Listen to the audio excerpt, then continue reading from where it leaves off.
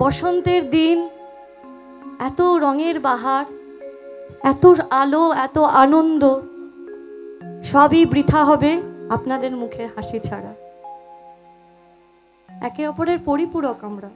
একটা শিল্পী, যে কোনো আপনাদের পছন্দের শিল্পীর গান যেটা শুনলে আপনাদের মুখে হাসি, সারাদিনের ক্লান্তির অবসান ঘটে, তেমনি সেই একই অর্থে আপনাদের মুখে হাসির দেখে আমাদের সারাদিনের অবসাদ দূর হয়।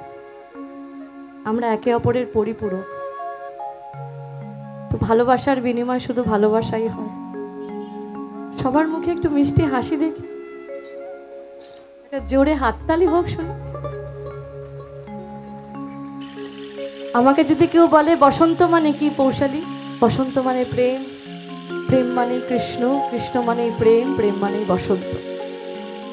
শাহ আব্দুল করিম জিকে একজন প্রশ্ন করেছিলেন, ধরো তুমি একটা জায়গায় অনুষ্ঠান করতে গেছো, সেখানে মোটামুটি 500 থেকে 1000 মানুষ, আর সেই 500 থেকে 1000 মানুষের মধ্যে মাত্র 5 জন কি 10 জন তোমার মাটির গান শুনতে ইন্টারেস্টেড, তুমি কি তাদের গান শোনাবে? হ্যাঁ, শাহ আব্দুল করিম জি খুব হেসে হেসে বলেছিলেন 100 বার শোনাবো।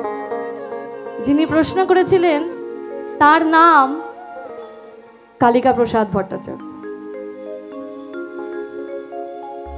তো শাহ আব্দুল করিম জি বলেছিলেন যে আমি ওই 5-10 জনকেই শোনাবো। তো কালিকাদা বলেছিলেন তোমার লজ্জা করবে না? 5-10 জন তোমার মাটির গান শুনতে ইন্টারেস্টেড, তাও শোনাবে? হ্যাঁ। শাহ আব্দুল করিম জি তখন বলেছিলেন কালিকাদাকে যে আমার বিশ্বাস এই গোটা পৃথিবীটা একদিন বাউলে পরিণত হবে। দেখা দেও না, কাছে নেও না, আর কত থাকি দূরে, ওই দেখা দেও না, কাছে নেও না, আর কত থাকি দূরে,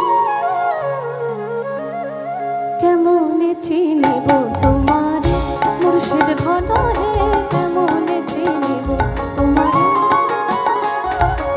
কেমনে চিনিব তোমারে মুর্শিদ ঘন হে, কেমনে চিনিব তোমারে, ওই দেখা দেও না, কাছে নেও না, আর কত থাকি দূরে,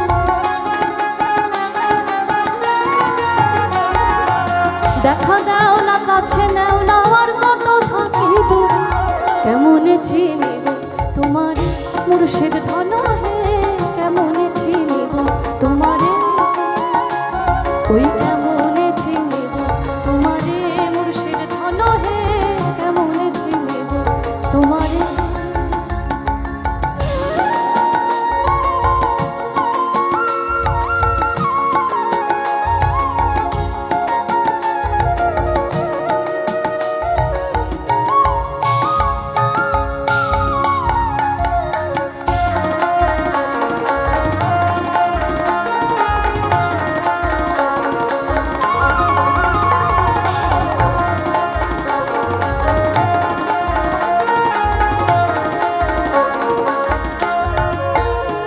এই মায়া জালে বন্দি হয়ে আর কত কাল থাকিব,